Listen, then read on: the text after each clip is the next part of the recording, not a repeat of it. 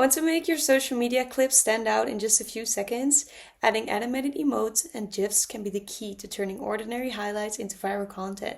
And with StreamLadder's new GIPHY and animated emotes feature, it's never been easier to bring your clips to life.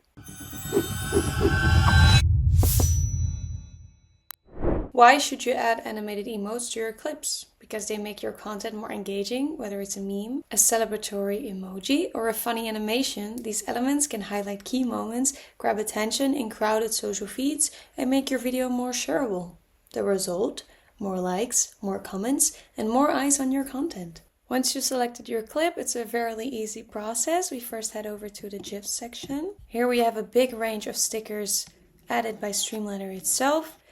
Alongside you can find memes, you can find easy CTA buttons, or we have a section powered by GIPHY, which is very cool. And here you can see we have so many options of pretty cool memes that are trending right now, or you can even look up a meme. For example, if you want to have a cute cat in your video, just look up cat, and here you have a cat that is failing its nails, which is very random, but it's very cute. Next up, we drop it, we customize the timing and the place it needs to be visible at.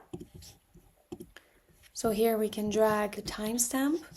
You can shorten this or make it longer, however you like. Place it wherever you want it in the video. Then head over to that spot, and here you can decrease the size if you still need to make it a bit more clear.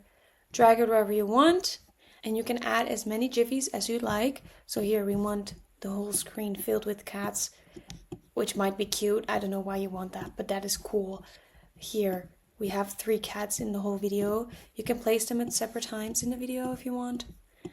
And then you can customize it the way you want it, which is really cool. After you're done with the GIFs, once you added a follow button, for example, if you need people to follow your account, you added the follow. Usually I would add that at the end of the video. Place it at the right spot, for example at the bottom. Make sure it's not overlapping with the UI from the social platforms that you're posting it on. For example, TikTok, YouTube, and Instagram, they all have their UI on the bottom side and the right side of the screen, so make sure it's a little bit in the middle of the screen.